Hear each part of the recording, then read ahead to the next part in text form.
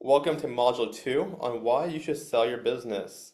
This is going to be a real intro into overall exit planning and why exit planning is even a thing, why it's so talked about, and why you need to consider it before you go work with that buyer that reached out to you, go and reach out to that a brokerage to help sell your business.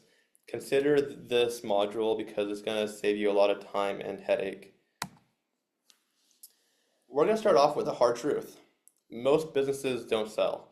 And I know coming from a broker, it's like, wow, why would you say that? But the reality is just that most businesses do not sell. You can go talk to any brokerage anywhere.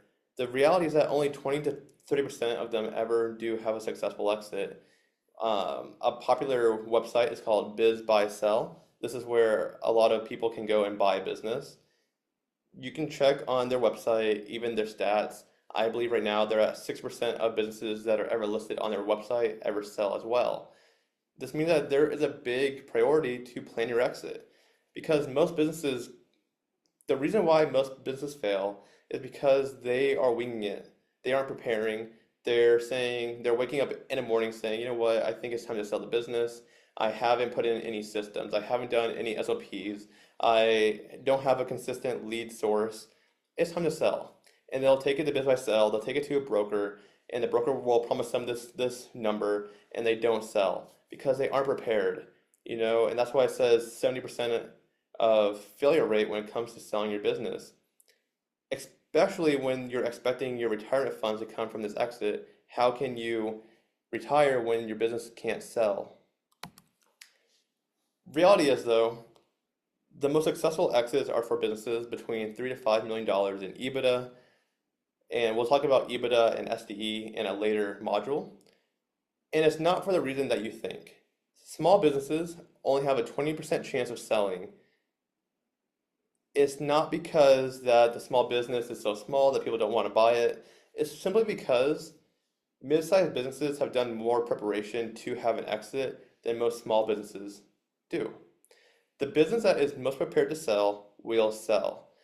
Even if you have a $3 to $5 million EBITDA business, we see this all the time. If it's only reliant on the owner, if there's no systems in place, if marketing is trash but they're doing good cash flow, that business might be harder to sell than a small business that is optimized for an exit and to be transitioned to a new owner. And that's why the market reality is just that only 6.3% of small business listings ever close. As we kind of take this into consideration, why do most owners choose to sell? You're probably watching this right now and you're saying, you know what, I know exactly why I need to sell right now.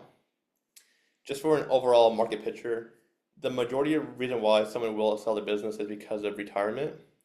Saying over 55% cite retirement as their main motivation, followed by wealth creation. And you can kind of see how these go hand in hand, right? 78% of all business owners rely on their exit for their retirement funds. And it's really true, right? You can't really retire off of your cash flow because you don't create wealth in your cash flow. You create wealth at the exit.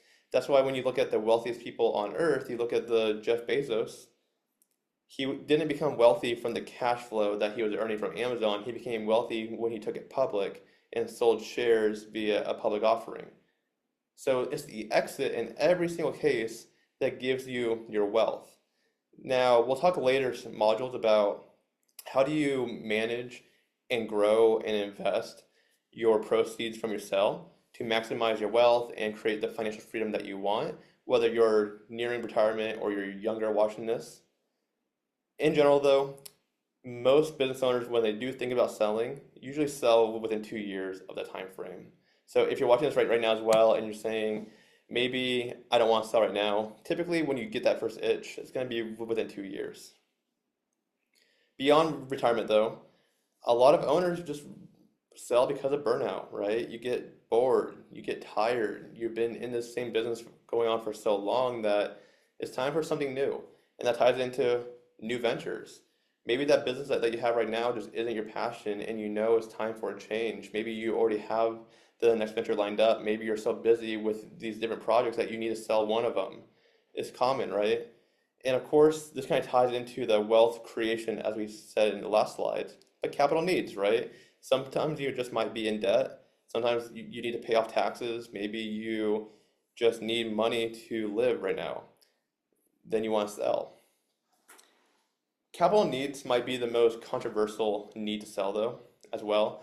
From a broker standpoint and someone who advises owners on this, whenever we have a client come to us and they say, you know what, I need to sell right now, I have this issue and it needs to close within like yesterday. Honestly, those are the worst clients to work with because as we looked at the stats, it's already a low rate of success to sell your business. Now you want us to force, or any broker, to force an exit for your business, and you might not even be prepared.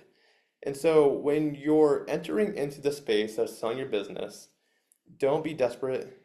Don't feel like, don't be pushing at it because a good way of looking at it is imagine you are a captain of a ship and the ship is going down, right? It's the same thing when a buyer is going to buy a business. If they see the captain of the ship wanting to jump off the boat, why would any buyer want to buy that business when the owner is trying to get rid of it and they're so desperate to sell it? I always tell our clients that when you enter this process, you need to come into it with a mindset of abundance and the mindset that, yes, I want to sell, but I don't need to sell. Because that neediness is going to scare off the best buyers because they're going to see the red flags of your desperation to get out of it. And so whether you work with us, you work with any broker, or maybe you're not going to work with a broker and you're just going to sell to a buyer that reached out to you, you cannot show desperation to them. Just take that lesson from experience. In general, there's only three things that a business can do. It can close down, be passed down, or sold externally. Now, as we already know, most businesses don't sell. So that leaves out the third option, right? Now, only 30% of businesses ever get passed down to kids. Most kids don't want the business that you build.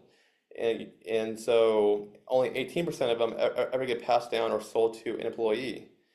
And so that leaves the vast majority of businesses closing down. And that's why the opportunity in the market is so great, but also so important for you watching this right now. How prepared are you to sell your business? Because you know that most businesses don't sell and that you need to be prepared to really be attractive to the buyer looking at your business, how prepared are you? What SOPs have you put in place? How consistent is your lead sources? Are you only relying on one source of leads? How is your team? How's your sales processes? All these things that we'll talk about in a module later, but really start to think about this. This ties directly into the current opportunity, right? So most businesses right now, as we talked about in the slide, close down because there's not a lot of buyers for them. The opportunity right now in the market is that there's more sellers than ever before, right? And because of that, there's a huge demand increase in the amount of investors and buyers coming into this market, which is why you might see a lot of courses and influencers out there right now that are teaching how to buy businesses. It's because of this right here, right? There's so many more sellers coming to market. But even though there's more sellers coming to market, the stats are gonna be about the same. But 20% of them are still gonna sell because only 20% of them are gonna actually be prepared to sell and be in a position to be sold, right? They're gonna be a business that most people wanna have. And so really take time to think about this, right? There's more buyers coming to the market than ever before. There's more sellers coming to the market than ever before. You watching this right now, this is your best time to be selling. But you need to have a succession plan in place. You need to have exit plan in place. You need to make sure that you're working on this before you take it to market. And we could talk later on a call together about how to prepare. Sometimes it might make more sense to just go to market, talk to buyers, see what they think about the business, and then to decide from there what needs to be fixed and all that. Like that's an approach to it. But in general, as you're watching this, exit planning needs to be top of mind, and we're going to be diving deeper into that later in the series. A couple more stats before we wrap up this module. As we said before, retirement is the most common reason that most people sell their business. They say that the magic number is 63, when most people want to start to retire. And so because of that, it's so important that your business is prepared to sell. I've been saying this all this module, but the last thing you want to have happen is that you reach your time to retire and you can't sell your business, you can't liquidate your wealth because the business, nobody wants it. If we would have just taken 6 more months, 8 more months to really put the right things in place to be a sellable business, you can get the retirement you want, you can get the financial freedom you want, you can do the things that you want. And like I was saying before, we're not just brokers, we're also investors. We have tons of buyers and partners that would love to buy a great sellable business, one that they can come into and not need to just work themselves. And that's the planning ahead process, right? They say that most ownership plan 5 to 10 years in advance. But you're watching this right now because you probably don't have 5 to 10 years, right? So you got to start that now. And I'm happy to do a call with you to go more in depth on that. But in general, it's all about exit strategy. Now, this is going to be a really helpful slide for some of you. The average time frame for your business to sell is going to be between 6 to 9 months. You might be saying, wow, that's too long. I need to sell yesterday. Well, think about it, right? Let's say either A, you have a buyer reach out to you, or B, you're working with a broker.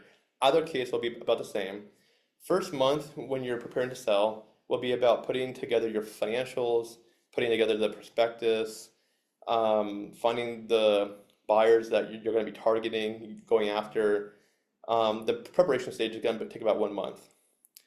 Next 2 months, it goes live, right? Now we're talking to buyers. Now we're trying to find the right buyer for you. We're marketing it. It's going to take about 2 months to really find the right buyer. Now, it might be sooner, it might be later, but on average, for most businesses, it's going to take about 2 months to really find the right buyer to come in who has the capital, who is motivated, who has the skill sets to really keep growing it. It's going to take about 2 months. So now we're at 3 months in total. Month 4 and 5 is going to be for due diligence. Now, due diligence usually takes about 30 to 60 days, right? And during this time frame, you're usually locked into a LOI, an exclusive LOI with that buyer, meaning you can't talk to other buyers during that time frame. You can also make it so that it's open, but most investors want to be exclusive. So now you're 5 months in, you finish up due diligence.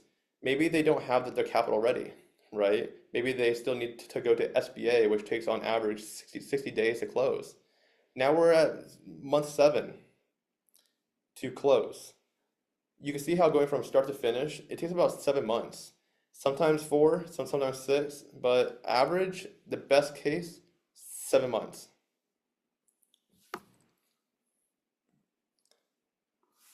This is going to be the last slide before module 3, and it leads perfectly into it. Just the planning advantage. We've talked about this all throughout this module. You've got to plan. If you want to sell your business successfully, if you don't want to, you can't wing this, right? Even building your business is the most important asset you have. Your financial freedom depends on it. Your future depends on it. Your family for generations depends on it. You have to plan your exit. And you can't go into it just hoping that the buyer's going to love your business as it is. Just take a few months to prepare, and we'll talk later on what that looks like. It's not that complex, but don't go into this process just hoping to wing it. In the next module, we're going to talk about the types of buyers you're going to experience as you start talking to buyers and what to expect, how to best position your business for those buyers. I will see you all in module 3.